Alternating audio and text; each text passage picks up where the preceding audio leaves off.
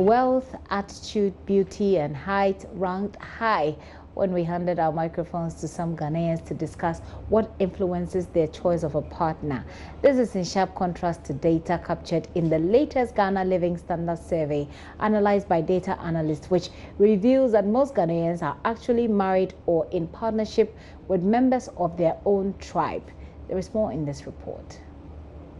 Consider the age of the person. What I really look into will be the woman's attitude. Talk about factors. I'm looking at a man who respects me as a woman.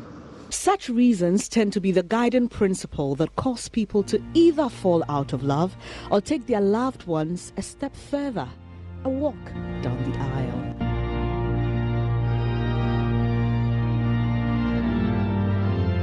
Musicians and film producers have over the past decades attempted to address such matters in various movies and songs. Your father, always your father. Why don't you ask him if we can ever get married? Do you know what he'll say? Bob, what are you? You're a palm wine tapper. I'm not giving my daughter to a poor man like you. Ghanaian data analyst based at the Center for Economic Research and Graduate Education, Emmanuel Ameao, in his research into marriages in Ghana, accesses data from the Statistical Service. This is an analysis of data from the Ghana Living Standards survey conducted in 2017 that required respondents to state their ethnic group, whether they were in a relationship, among others.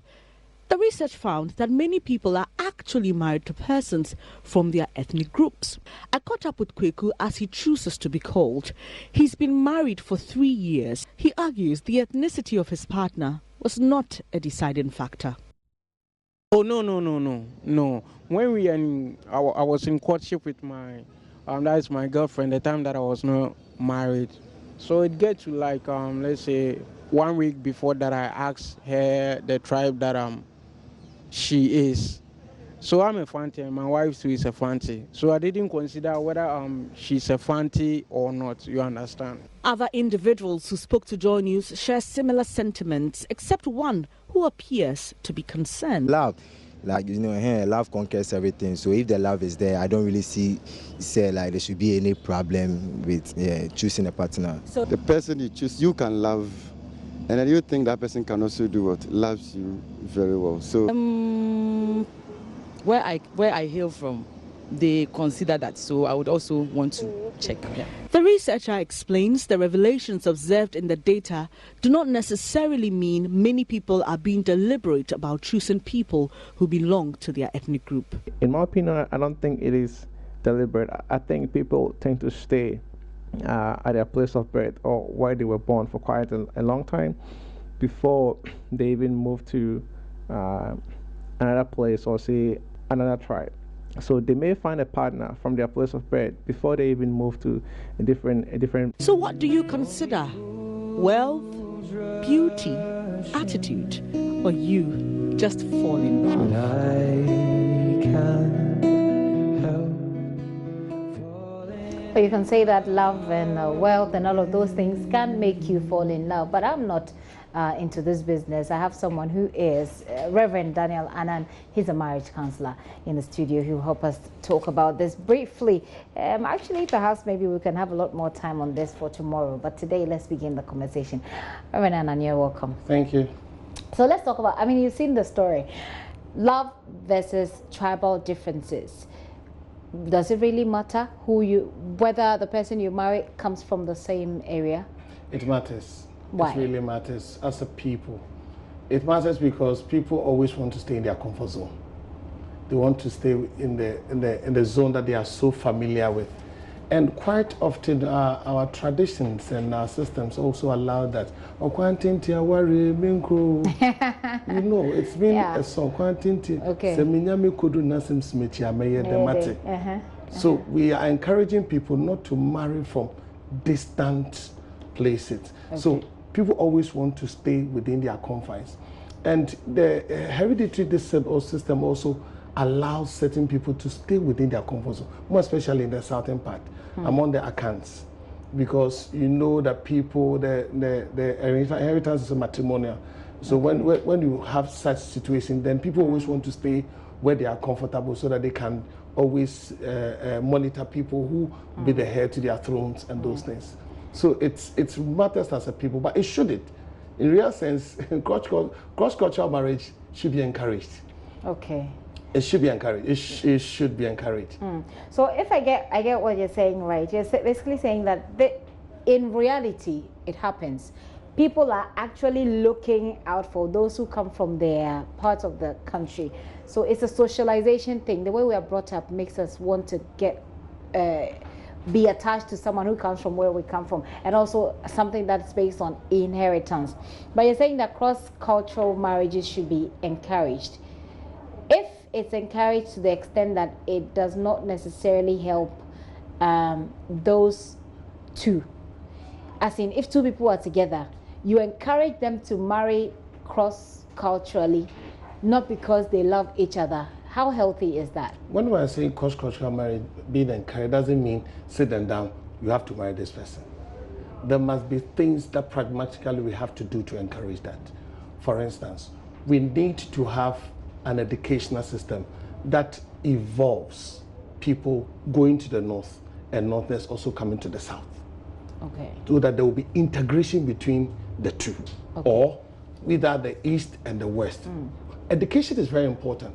Just imagine that if you have a model school where we have one of the best science schools, 3 best science schools in the north, wouldn't people from the south travel to the north? They would. So we need an education. And 2, we need as a perceptions. How do we see people from other places? The perceptions about the society is very huge. Very interesting. So if you take, for example, I'm a Fanti, and I've heard a lot of people say Fanti for the per concerts. So they think that we make people laugh. Why can't you have funny. Don't worry, it makes 2 of us. So I've heard people say that, and I've also heard people say, "Oh, Fanti format, like Fanti women like fries. They like." Frying. I don't know what's for penchichoy. I'm trying to find a proper description for it. So this perception is there, and they'll say, "Oh, fancy women are sometimes lazy." They'll say, "Oh, I beni the oko now beja." Like they'll say, if you marry an Eve, they'll leave you because their family will find another Eve for them to marry. So these perceptions are there. But how do we deal with the perceptions to encourage cross-cultural marriages? The perceptions will always be there, but the perceptions are promoting the negative sides of people, but not promoting the good side of people. For instance, Fanti people are the best. When your husband leaves for Fanti land, in the olden days, people begin to wail. Why? Because a Fanti woman will handle the man well. Have you seen a Fanti woman serving a man before? You've not seen one. She would dance, she would be singing, and clothe. Look at how we pamper the men. Look at how we talk to them. Gently, we submit to them. We dance around them. We serve them well. Every Fanti man wants utensils and those things that are very neat to serve and treat the man as a king. So why don't we promote that? But we promote the other ones. The perceptions will always be there. But what are we supposed to do? For instance, we need to promote the values, the good values of people, so that we can change the perceptions of people. For instance, why don't we begin to look at North? When Asante came before President Akufo-Addo, settling the dispute, did you know what he said? He said something fantastic, and we could have taken that, highlight on it, and change the perception. He said that one of our kinsmen married a Dagomba king. Yeah. So I treat you as my princess. Yes. So I treat you as my children. So I'm speaking to you as my children. Did you hear anybody saying otherwise? No. Because he touched on the salient things. You have Reverend Isuanaba. He's from the north. He's a Fafra man. But the wife is from the south. Why don't you look at people who have lived in a social setting, in academia, in politics? They will begin to use them, change the perception that, oh, these people are nice. Why don't we promote that? Number 2, we need to look at the people are bound to what they believe in their cultural setting. So touch on their culture, modify the cultures, the things that make them antagonistic, modify them and try to promote them. For instance, when you go to the north, they always talk about this widowhood rights and female circumcision and those things. Why don't we begin to give a documentary? Give it to JoyNews. You can do a very nice documentary about dealing with the perceptions yes, of course. Give tribes or that ethnic groups have. Yes. No, for instance, sit down with, if I'm doing it, sit down with the elders and the leaders and the chiefs. How they have now come to accept that this thing has not helped us. Female circumcision and widow right is not helping us. Now we have come to accept that. We use you do that documentary and begin to publicize it that now we don't have these things. Then the perception of the woman will begin to go high. Okay, so from what I gather so far from our conversation, which is obviously going to be a bit brief, cross-cultural marriages promotes national cohesion, like you said. You've also spoken about the fact that we need to deal with the perceptions that we have about ethnic groups, because the inability of people to intermarry is because of perceptions that they have about those people. Negative perceptions. So negative perceptions, which we seem to be highlighting. We seem to highlight more of negative perceptions of ethnic groups, and that if we deal with that, it will help to promote cross-cultural marriages, and that we should modify these cultures that feed into these perceptions. And I think that this is a very good way to wrap it up, because we need to. But let me take your advice, for people who are in a dilemma. There are people who are at the moment thinking of marriage, and I'm sure people are confronted with these decisions every day. Should I marry this person because I love her, or should I go to the person who comes from my area? For people who are dealing with this kind of dilemma, what advice would you give them? I would say don't marry because of love. Really? Yes. Okay. Why do we have people who love themselves and later they begin to hate themselves? Okay. So marry because you trust the person. Okay. Because you can live with the person. You can live on trust. But as for love, take sex out in marriage, and the rest is small.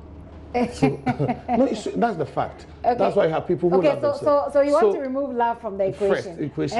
And work with a person. Let's work with something tangible. Is the person reliable? Okay. Is the person truthful? Okay. Is the person transparent enough?